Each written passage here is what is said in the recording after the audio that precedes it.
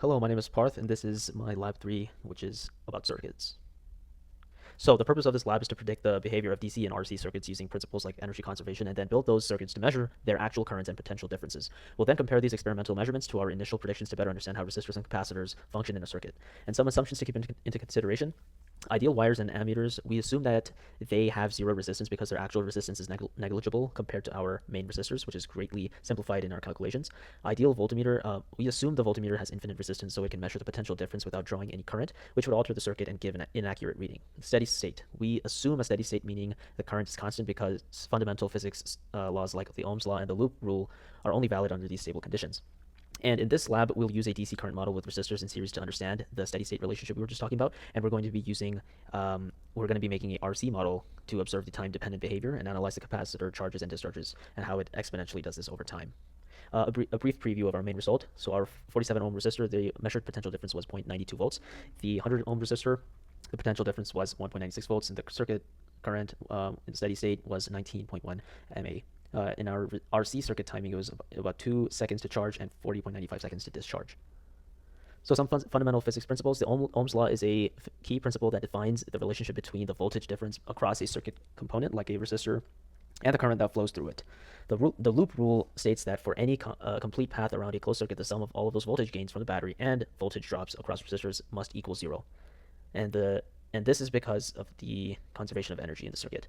The node rule, which is based on the conservation of charges, means that the current flowing in any point must equal the current flowing out. And in a simple series circuit without any junctions, this rule simplifies to mean the current is the same everywhere in the rule. So here on the right is our Ohm's law, and it can be rearranged into many forms. So V is our volts, I is our current in amps, and our resistance in ohm is R. These are the loop, and this is the node rule. So our setup, we're going to build a simple series circuit by connecting two 1.5 volt batteries and 47 ohm resistors and 100 ohm resistors to ammeters using clip leads.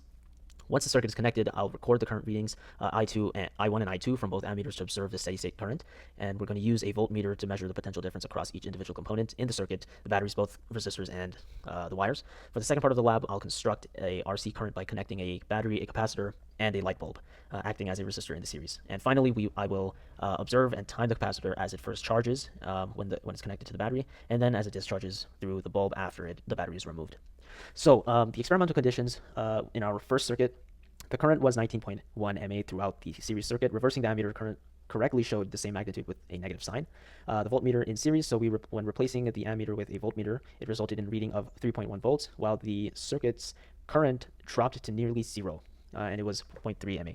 The potential differences. So key voltage measurements included 1.96 volts across the 100 ohm resistor and positive 0.92 volts across the 47 ohm resistor, and negative 1.5 volts across the battery. So the loop rule sum of all of those measured potential differences was 1.71 volts, which differs from our theoretical value of 0 volts, and this is probably due to measurement uncertainties and the battery's internal resistance. So this is our just image of our first circuit. I don't want to get into that much because we already have the diagram of what we built before. The experimental analysis, so the ammeter behavior. In a series circuit, the current should be the same everywhere since an ammeter has very low internal resistance. Inserting it into the current doesn't change the total resistance much, which is why both ammeters have the same reading. The voltmeter, so the voltmeter replaced one of the ammeters and the current dropped to almost 0. This happens because the voltmeter is designed with extremely high resistance.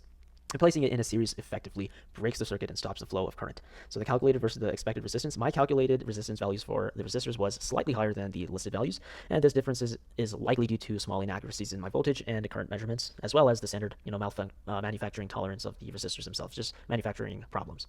The experimental conditions of our second circuit. So the charging of the capacitor, when connected to a battery, the light bulb was initially bright, but then quickly dimmed and went out as the capacitor charged up. Process that took about 2 seconds. This shows that the current is at its maximum at the beginning and then decreases to 0 as the capacitor becomes fully charged. Discharging the capacitor, so when the charged capacitor was connected to the bulb again started bright and then slowly faded over a much longer period of about 41 seconds. This demonstrates the stored charge flowing out of the capacitor with the current and the bulb's brightness decreasing as the capacitor's potential difference drops.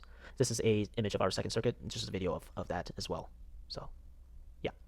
Some possible sources of error. So there could be internal resistance, like real-world components like the batteries and the wires have small, unaccounted for internal resistance, which causes minor voltage drops and explains why the sum of those potential differences in our loop wasn't exactly 0. Next thing is time recordings. So human reaction error when using a stopwatch for the DC circuit led to imprecise charges and discharge times, which is reasonable. And the multimeter reading, so the limited precision of the digital multimeters caused small inaccuracies in our measurements, which affected the calculated resistance values. All right, next. So what if we charge a capacitor with no resistor in the circuit, and how quickly would our ideal model predict the capacitor to reach full charge? So ideally, a capacitor without resistor would charge instantaneously because the time constant would be 0. This prediction doesn't happen in real life because all circuit components, including the battery and wires, have a small but non-zero internal resistance, and this is unavoidable. This unavoidable resistance creates a non-zero time constant, ensuring that the charging process takes a measurable amount of time.